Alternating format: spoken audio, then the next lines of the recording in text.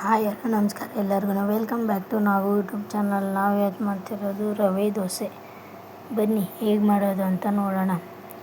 ಒಂದು ಬಟ್ಲು ತೊಗೊಂಡು ಅಕ್ಕಿ ಹಿಟ್ಟು 1.5 ಕಪ್ಪಷ್ಟು, 1/4 ಕಪ್ಪಷ್ಟು, 1/4 ಕಪ್ಪಷ್ಟು ಅಕ್ಕಿ ಹಿಟ್ಟು, ಆಮೇಲೆ ಒಂದು ಅರ್ಧ ಕಪ್ಪಷ್ಟು ರವೆ, 3 ಸ್ಪೂನಷ್ಟು ಮೈದಾ ಹಿಟ್ಟು, ಅದನ್ನು ಹಾಕ್ಕೊಂಡು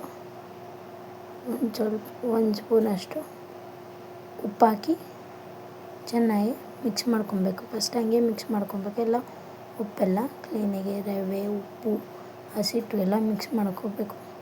ಎಲ್ಲ ಮಿಕ್ಸ್ ಮಾಡ್ಕೊಂಡಿದ್ದಾದಮೇಲೆ ನಿಮಗೆ ಎಷ್ಟು ನೀರು ಬೇಕೋ ಅಷ್ಟು ಇವಾಗ ದೋಸೆಗೆ ಎಷ್ಟು ದೋಸೆಗೆ ಎಷ್ಟು ಹದ ಬೇಕೋ ಅಷ್ಟು ನೋಡಿಕೊಂಡು ಸ್ವಲ್ಪನೇ ಹಾಕ್ಕೊಂಡು ಮಿಕ್ಸ್ ಮಾಡ್ಕೊಬೇಕು.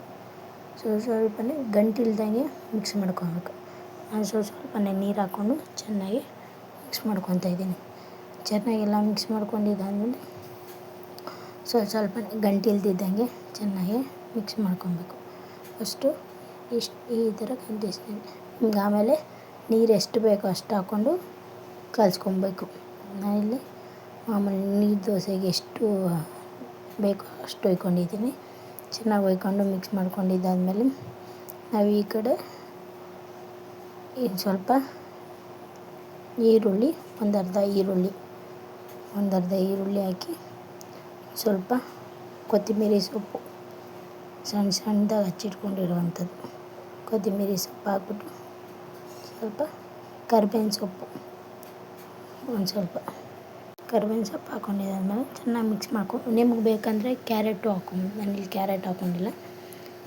ಹಾಕ್ಕೊಂಡು ಚೆನ್ನಾಗಿ ಒಂದು 5 ನಿಮಿಷ ಮಿಕ್ಸ್ ಮಾಡ್ಕೊಂಡಿದ್ದಾದ್ಮೇಲೆ ಒಂದು 1/4 ಟೇಬಲ್ ಸ್ಪೂನಷ್ಟು ಜೀರಿಗೆ ಹಾಕ್ಕೊಂಡು ಅದನ್ನು ಮಿಕ್ಸ್ ಮಾಡ್ಕೊಬೇಕು. ಈ ಥರ ದೋಸೆ ಇಟ್ಟು ನೀರು ಅದಕ್ಕೆ ಇಟ್ಕೊಂಡಿದ್ದೀನಿ. ಚೆನ್ನಾಗಿ ಇದಾದಮೇಲೆ ಒಂದು 5 ನಿಮಿಷ ನೆನೆಯಕ್ಕೆ ಬಿಡಬೇಕು.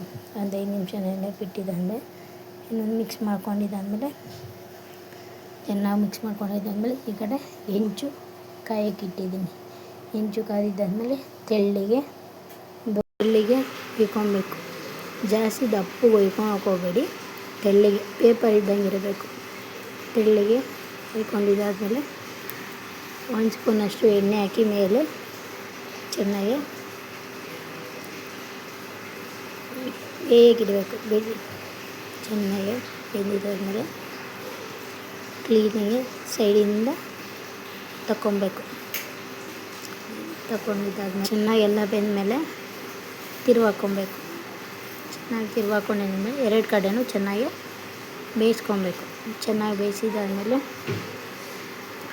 ಚೆನ್ನಾಗಿ ಬೆಂದಿದ್ದಾದಮೇಲೆ ತಿರುವಾಕ್ಕೊಬೇಕು. ತಿರುವಾಕಿದ್ದಾದಮೇಲೆ ಒಂದು 5 ನಿಮಿಷ ಚೆನ್ನಾಗಿ ಬೇಯಿಸ್ಕೊಂಡಿದ್ದಾದಮೇಲೆ ಪ್ಲೇಟ್ಗೆ ಟ್ರಾನ್ಸ್ಫರ್ ಮಾಡ್ಕೊಬೇಕು.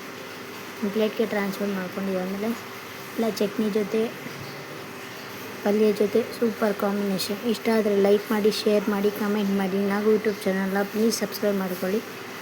ಧನ್ಯವಾದಗಳು.